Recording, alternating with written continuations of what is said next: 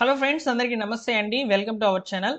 వాహన మిత్ర పథకానికి సంబంధించినటువంటి లబ్ధిదారుల యొక్క లిస్టు గ్రామ వార్డు సచివాలయానికి అయితే అప్డేట్ అయినట్లు ప్రభుత్వం నుంచి సమాచారం అయితే రావడం జరిగింది. ఈ వాహన మిత్ర పథకానికి సంబంధించి అర్హుల జాబితా అనేది పాత లబ్ధిదారులకు సంబంధించి అంటే 2023లో వైఎస్ఆర్ వాహన మిత్ర పథకానికి సంబంధించి ఎవరైతే అర్హత పొంది ఉన్నారో వారి యొక్క పేర్లు అనేటివి నేరుగా ఇప్పుడు గ్రామ వార్డు సచివాలయంలో డిజిటల్ అసిస్టెంట్ గారి లాగిన్లోకి అయితే వచ్చి ఉన్నాయన్నమాట. సో ఒకసారి మీరు ఇక్కడ స్క్రీన్ మీద థంబ్నెయిల్లోనే చూసుకోవచ్చు. ఆ యొక్క స్క్రీన్ షాట్ అయితే నేను తీసుకువచ్చాను. అందులో ఉన్నటువంటి లబ్ధిదారుల యొక్క లిస్ట్కి సంబంధించి లబ్ధిదారులకు వెరిఫికేషన్ అయితే చేయబోతున్నారనమాట. ఈ వెరిఫికేషన్ ప్రక్రియ ఏ విధంగా ఉండబోతుంది, అదేవిధంగా పేర్లు రానటువంటి వాళ్ళకి కొత్తగా అవకాశం అనేది ఉంటుందన్నమాట. అలానే కొత్త వారికి కూడా అవకాశం అయితే ఉంది. అది ఎప్పటి నుంచి స్టార్ట్ అవుతుంది, అసలు ఈ వాహన మిత్ర పథకానికి సంబంధించి ప్రస్తుతం లేటెస్ట్ గా ఉన్నటువంటి అర్హతలు ఏంటి, ఈ వివరాలన్నీ కూడా ఈ వీడియోలో అయితే చెప్పబోతున్నాను. సో వీడియోని పూర్తిగా చూసి తప్పకుండా లైక్ చేయండి ఫ్రెండ్స్. అలానే మీరు ఫస్ట్ టైం మన ఛానల్ చూస్తున్నట్లయితే సబ్స్క్రైబ్ చేసుకోండి. ప్రభుత్వం నుంచి వచ్చేటువంటి ప్రభుత్వ పథకాలకు సంబంధించిన అప్డేట్స్ తెలియజేస్తాను, ఓకేనా. ఒకసారి ఇక్కడ స్క్రీన్ మీద చూసుకున్నట్లయితే financial assistant auto and max cab owners 2023 అని చెప్పారనమాట. సో ఇక్కడ వైఎస్ఆర్ వాహన మిత్ర పథకానికి సంబంధించి గతంలో ఎవరైతే అర్హులు ఉన్నారో వారి యొక్క పేర్లు అనేటివి వచ్చున్నాయి అనే దానికి సంబంధించిన ప్రూఫ్ అయితే ఇది అనమాట. సో కాబట్టి మీరు గతంలో వైఎస్ఆర్ వాహన మిత్ర పథకానికి సంబంధించిన డబ్బులు కనుక పొందినట్లయితే వెంటనే మీ యొక్క గ్రామ వార్డు సచివాలయం వెళ్ళి ఈ లబ్ధిదారుల యొక్క లిస్టులో మీ పేరు ఉందా లేదా అనేది చెక్ చేసుకోండి.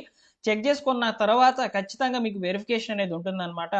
ఈ వెరిఫికేషన్ కూడా మీరు ఆటో నడుపుతున్నారా, లేకపోతే ట్యాక్సీ క్యాబ్ ఇవి నడుపుతున్నారా లేదా, అదేవిధంగా మీకు వాహనం అసలు ఉందా, లేకపోతే ఆ యొక్క వాహనం యొక్క స్టేటస్ ఏంటి అంటే కండిషన్ బాగుందా లేదా, ఆర్సీ అనేది చూస్తారు. ఆర్సీ కూడా రెన్యూవల్ అయి ఉందా, ఇవన్నీ కూడా చూస్తారనమాట. ఈ డాక్యుమెంట్స్ అన్ని కూడా చూసుకున్న తర్వాతనే మిమ్మల్ని ఈ వాహన మిత్ర స్కీమ్ 2025కి సంబంధించి ఎలిజిబుల్ లిస్టులోకి అయితే మీ పేర్లను అప్డేట్ చేసే అవకాశం అయితే ఉంటుందన్నమాట. వెరిఫికేషన్ ప్రక్రియ అయితే ఈ విధంగా జరుగుతుంది.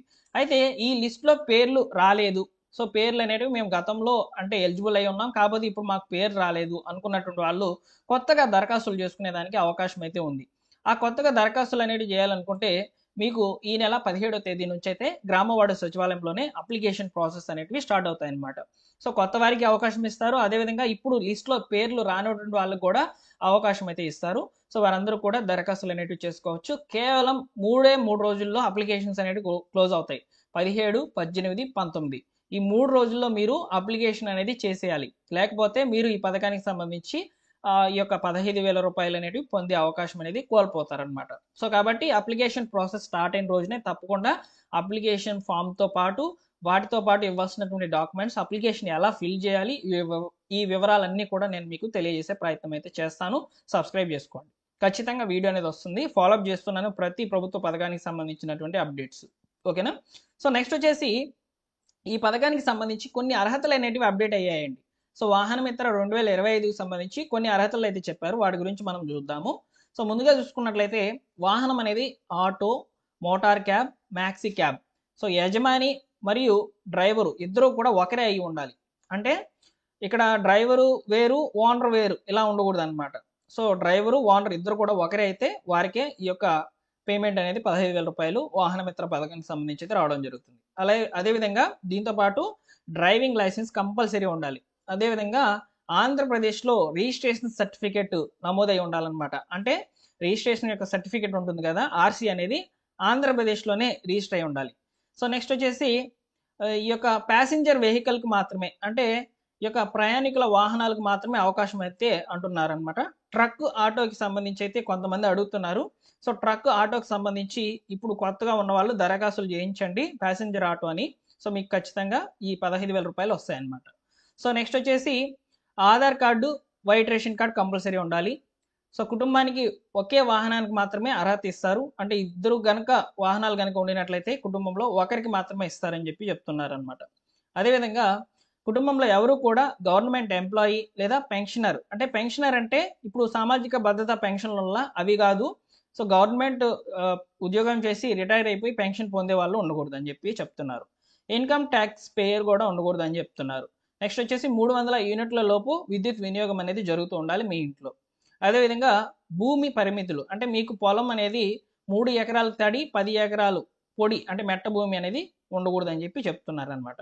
నెక్స్ట్ మున్సిపల్ ప్రాంతాల్లో ఉన్నటువంటి వాళ్ళు ఈ యొక్క కుటుంబానికి సంబంధించి వాహన మిత్ర పథకానికి సంబంధించిన లబ్ధి అనేది పొందాలనుకుంటే మీకు స్థలం అనేది 1000 చదరపు అడుగుల కంటే లోపలే ఉండాలని చెప్తున్నారు అన్నమాట. అంటే తక్కువ ఉండాలని చెప్తున్నారు.